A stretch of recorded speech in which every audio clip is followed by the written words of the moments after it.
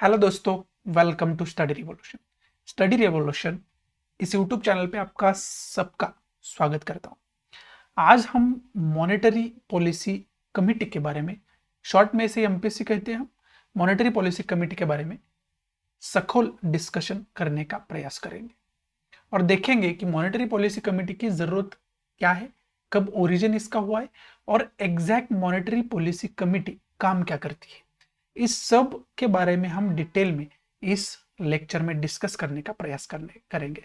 So let's start. सो पहले तो हम देखेंगे कि मॉनेटरी पॉलिसी का कंपोजिशन, मॉनेटरी पॉलिसी कमेटी का कंपोजिशन कैसा है। पहले तो 6 मेंबर की मॉनेटरी पॉलिसी कमेटी होते हैं। उसका चेयरमैन जो है उसको एक्स ऑफिसियो चेयरमैन हम कहते हैं। वो जो होता है वो आरबीआई का गवर्नर होता है। मतलब इसका अध्यक्ष बोलो, प्रेसिडेंट बोलो, चेयरमैन बोलो, वो कौन है? Governor of RBI. और इसमें जो 6 मेंबर है ना, उसमें से 3 मेंबर आरबीआई के ऑफिशियल मेंबर होते हैं और 3 मेंबर जो होते हैं वो गवर्नमेंट ने नॉमिनेट किए हुए मेंबर होते हैं। मतलब पहला तो आरबीआई का हो गया गवर्नर, दूसरा एक आरबीआई का ऑफिशियल मेंबर होगा और तीसरा जो होगा वो आरबीआई का ऑफिशियल मेंबर होगा। ये 3 हो गए। अब रह गए कितने? 3 रह गए, क्योंकि टोटल हमको कितने चाहिए? 6 मेंबर चाहिए। 6 मेंबर की मिलके 6 मेंबर को मिला के मॉनेटरी पॉलिसी कमेटी बनेगी। और वो जो 3 रहे हुए मेंबर है, वो 3 मेंबर का नॉमिनेशन कौन करेगा? गवर्नमेंट ऑफ इंडिया करेगा। गवर्नमेंट चौथा, पांचवा और छठा जो है वो गवर्नमेंट का नॉमिनेटेड मेंबर होगा। ये अगर हम सीधी लैंग्वेज में समझने का प्रयास करेंगे तो ये होता है मॉनेटरी पॉलिसी कमेटी का कंपोजिशन। अब इसकी जो डिटेल इंफॉर्मेशन है वो डिटेल इंफॉर्मेशन आगे हमें दी गई है। उसमें ये जो मॉनेटरी पॉलिसी कमेटी है उसका जो गठन है वो क्रिएट कब की गई थी? वो क्रिएट की गई थी 2016 में। और 2016 में ट्रांसपेरेंसी, अभी ये 2016 में ठीक है, 2016 1934 का एक्ट है, आरबीआई का एक्ट, उसमें बदलाव करके 2016 में मॉनेटरी पॉलिसी कमेटी का गठन किया गया। बट इसकी जरूरत हमें क्या थी? इसकी जरूरत हमें थी क्योंकि हमें ट्रांसपेरेंसी और अकाउंटेबिलिटी लानी थी। किसमें? मॉनेटरी पॉलिसी में। अभी मॉनेटरी पॉलिसी मतलब कैसी पॉलिसी? जो चलन विषयक जो पॉलिसी होती है उसे हम मॉनेटरी पॉलिसी कहते हैं, जिसमें महंगाई कितनी होगी, सस्ताई कितनी होगी, ये सब डिस्कस किया जाता है। और इसको जो रेट करते हैं, जैसे कि आपने रेपो रेट के बारे में कई बार सुना होगा, पढ़ा होगा। वैसे ये रिवर्स रेपो रेट है, स्टैच्यूटरी लिक्विड रेशो है जिसको हम एसएलआर कहते हैं, लिक्विडिटी रेशो है जिसको हम एलआर कहते हैं। ये अलग अलग रेशो जो है ना, इसके ऊपर डिसीजन लेने का जो प्रयास है वो कौन करता है? मॉनेटरी पॉलिसी कमेटी करती है। और ये जो मॉनेटरी पॉलिसी का डिसीजन होता है, मॉनेटरी पॉलिसी कमेटी का डिसीजन होता है, वो रिजर्व बैंक ऑफ इंडिया पर बाइंडिंग होता है। मतलब उसके according he reserve bank of India को काम करना पड़ेगा। समझ रहे हो? ये इंपॉर्टेंस है मॉनेटरी पॉलिसी कमेटी का। और इसकी वजह से रेपो रेट जो है ना, वो रेपो रेट ज्यादातर न्यूज में रहता है, वो रेपो रेट ज्यादातर चर्चा में रहता है। और इसमें पॉलिसी इंटरेस्ट रेट के बारे में हम अगर बात करेंगे, इन्फ्लेशन टारगेट के बारे में हम बात करेंगे, तो भी इन्फ्लेशन टारगेट मतलब महंगाई आने वाले समय में हो सकती है ऐसा अगर आरबीआई का अंदाजा होगा तो उसके रिलेटेड पहले से ही मॉनेटरी पॉलिसी कमेटी के द्वारा निर्णय लिए जाएंगे, वैसे ही रेट डिस्कस किए जाएंगे, वैसा ही मॉनेटरी पॉलिसी कमेटी आरबीआई को काम करने की सलाह दे सकती है। और इसका कंपोजिशन तो हमने पहले देखा है, 6 मेंबर होते हैं। गवर्नर जो होता है वो कौन होता है? एक्स ऑफिशियो चेयरमैन, मतलब चेयरमैन होता है। और हर 5 वर्ष में इसको डिसीजन लेना ही पड़ता है। हर 5 वर्ष में, मैक्सिमम पीरियड इसका कितना है कि 5 वर्ष, हर 5 वर्ष में इसकी मीटिंग होगी और उसमें अलग अलग रेट डिसाइड किए जाएंगे। उसमें इमरजेंसी मीटिंग की प्रोविजन वगैरह है, वो बात अलग है, बट जो कंपल्सरी मीटिंग है वो 5 ईयर में एक बार इनको डिसीजन लेना ही पड़ेगा। It is set by the Government of India in consultations with the Reserve Bank. So इसमें जैसे कि मैंने कहा है ये बाइंडिंग होता है, इसका जो डिसीजन है मॉनेटरी पॉलिसी कमेटी का वो रिजर्व बैंक ऑफ इंडिया पे बाइंडिंग होगा। अभी 2016 के पहले का अगर हम सोचेंगे, विचार करेंगे, तो ऐसी कौन सी ही अलग कमेटी नहीं थी अलग डिसीजन लेने के लिए, मॉनेटरी पॉलिसी टारगेट डिसाइड करने के लिए ऐसी कौन सी अलग कमेटी नहीं थी। बट मॉनेटरी पॉलिसी कमेटी स्थापन करके, मॉनेटरी पॉलिसी कमेटी का गठन करके ये सुनिश्चित किया गया कि अब मॉनेटरी पॉलिसी से रिलेटेड डिसीजन लेने वाली एक कमेटी है, उसे हम कहेंगे मॉनेटरी पॉलिसी कमेटी। और उसका गठन जो हुआ वो 2016 में हुआ, वो ऑलरेडी मैंने आपको बताया है। अब इसमें एक्ट का जिक्र आया है, इसमें एक्ट का जिक्र क्या है, तो वो आरबीआई एक्ट वाज अमेंडेड, मतलब 2016 में क्या किया, अभी मॉनेटरी पॉलिसी कमेटी लानी है तो उससे रिलेटेड कौन सा तो एक्ट बनाना पड़ेगा ना। इसका मतलब है एक तो नया एक्ट बनाओ, अदरवाइज जो एक्ट है उसमें से जो पहले से नियम और रूल्स बनाए गए हैं उसमें अमेंडमेंट करो। तो यहां पे क्या किया गया, 2016 में पहला जो reserve bank of India act था उसमें अमेंडमेंट किया गया, जो 1934 का एक्ट है उसमें अमेंडमेंट किया गया, और वहां पे एग्जैक्टली हम बोल सकते हैं कि मॉनेटरी पॉलिसी कमेटी का गठन करने की तरतूद की गई, यह हमें पता होना चाहिए। और setting the policy repo rate, मतलब रेपो रेट जो है, अलग अलग रेट जो है वो डिस्कस कौन करेगा, अब वो करेगा मॉनेटरी पॉलिसी कमेटी।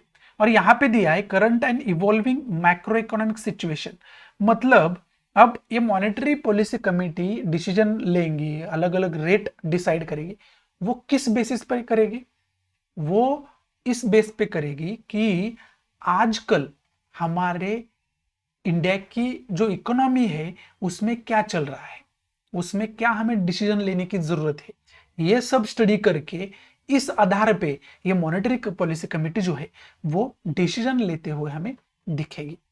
और 2016 से 16 के बाद हमने सबने देखा है, और इस मॉनेटरी पॉलिसी कमेटी की वजह से ही रेपो रेट जो है ना, वो रेपो रेट ज्यादातर न्यूज में रहता है। इसके लिए हमें रेपो रेट के बारे में भी जानने की जरूरत है। रेपो रेट के बारे में अलग से मैंने वीडियो ऑलरेडी हमारे चैनल पे अपलोड करके रखा है, पर वो मराठी में है, हिंदी में भी अब जल्दी ही मैं करूंगा, क्योंकि मैंने एक सीरीज ही लॉन्च की है, उसमें अलग अलग इकोनॉमी की जो कॉन्सेप्ट्स होती है उस पर हम डिस्कस करते हैं। बट अभी का वो सब्जेक्ट का मैटर हमारा नहीं है, अब हम डिस्कस कर रहे हैं मॉनेटरी पॉलिसी कमेटी के ऊपर। इट इज अ की determination of inflation and growth, मतलब बाजार में या हमारी अर्थव्यवस्था में जो महंगाई बढ़ रही है, जो ग्रोथ हो रही है, इसको मद्देनजर रखते हुए मॉनेटरी पॉलिसी कमेटी अपना डिसीजन लेते हुए हमें देखने को मिलती है। यही इस स्लाइड में हमें बताने की कोशिश की है। और उसके बाद यहाँ पे क्या दिया है, refers to the policy of the current bank with regard to the use of a monetary instruments, मतलब मॉनेटरी पॉलिसी कमेटी जो है एक मॉनेटरी इंस्ट्रूमेंट की तरह काम करती है, मतलब जो इकोनॉमी की ग्रोथ हम ज्यादा से ज्यादा कैसे कर सकते हैं, इन्फ्लेशन पे कैसे हम ज्यादा से ज्यादा कंट्रोल रख सकते हैं, इस ये जो है ये डिसाइड करने का काम कौन करता है, मॉनेटरी पॉलिसी कमेटी करती है। मतलब ये एक मॉनेटरी इंस्ट्रूमेंट है, वैसे ही सच में ये काम करती है, ऐसा हम बोल सकते हैं। Maintain price stability while keeping in mind the objective of growth, जैसे कि मैंने आपको बोला कि बाजार में अगर महंगाई बढ़ रही है तो उसे कंट्रोल भी करना पड़ेगा ना, तो वो कंट्रोल करने का काम कौन करेगी, वो करेगी मॉनेटरी पॉलिसी कमेटी। और वो कैसे कंट्रोल करेगी, रेपो रेट अगर बढ़ाने की जरूरत है तो बढ़ा दिया जाएगा, अगर कम करने की जरूरत है कम किया जाएगा, और ये सब रेट अलग अलग है, वो कम ज्यादा करने का काम करेगी कौन, मॉनेटरी पॉलिसी कमेटी। और वो मॉनेटरी पॉलिसी कमेटी जो डिसीजन लेगी वो रिजर्व बैंक ऑफ इंडिया पर बाइंडिंग होगा, ये ऑलरेडी मैंने बताया। और ये आरबीआई 1934 का है, ये ऑलरेडी मैंने बताया है। इसमें इन्फ्लेशन टारगेट जो है +4% और ±2%, ये हमको दिया गया है और ये हमें अच्छे तरह से मालूम होना चाहिए। और लास्ट स्लाइड में हमें क्या दिया गया है, सम अप। अभी तक हमने जो भी कुछ दिया ना, देखा ना, वो हमें इस स्लाइड में अच्छी तरह से दिया गया है। मतलब अभी अमेंडमेंट किया गया, मतलब क्या किया गया, तो सेक्शन 45ZB जो है वो अमेंड किया गया था और उसमें मॉनेटरी पॉलिसी कमेटी एक गठन की जाएगी, ऐसी तरतूद दी गई थी। और वो एक्ट कौन सा है, reserve bank of India act 1934, जो कि अमेंडमेंट हुई थी 2016 में। और उसका कंपोजिशन 6 मेंबर हो गए, 3 मेंबर आरबीआई के हो गए, 3 मेंबर गवर्नमेंट के होंगे, गवर्नमेंट नॉमिनेटेड हो गए। ये सब तरतूद उसमें रूल्स, ये जो सब है वो उसमें दिए गए थे। ऑब्जेक्टिव इसका क्या होगा, ऑब्वियस है, ऑब्जेक्टिव क्या हो सकता है, मॉनेटरी से रिलेटेड, इन्फ्लेशन से रिलेटेड जो भी टारगेट्स है, जो भी रेट्स है, वो डिसाइड करना इस मॉनेटरी पॉलिसी कमेटी का टारगेट होगा। वो जो है वो ऑलरेडी दिया गया था। ये जो कमिटी है, determine the policy rate required to achieve the inflation targets, मतलब ये जो कमिटी है वो काम क्या करेगी, इन्फ्लेशन के ऊपर कंट्रोल रखने का काम ये मॉनेटरी पॉलिसी कमेटी करेगी। ये हमने ऑलरेडी देखा है। अब इसका कंपोजिशन है, वो कंपोजिशन क्या है, कंपोजिशन यही है कि 3 member reserve bank of India के ऑफिशियल मेंबर होंगे। उसमें जो गवर्नर है वो इस कमेटी का एक्स ऑफिशियो चेयरमैन होगा, मतलब चेयरमैन होगा, अध्यक्ष होगा। और बाकी 2 जो है उनका नॉमिनेशन सेंट्रल बोर्ड करेगा, जो आरबीआई का है, सेंट्रल अथॉरिटी जो आरबीआई की है, वो दूसरे दोनों का नॉमिनेशन करेंगे।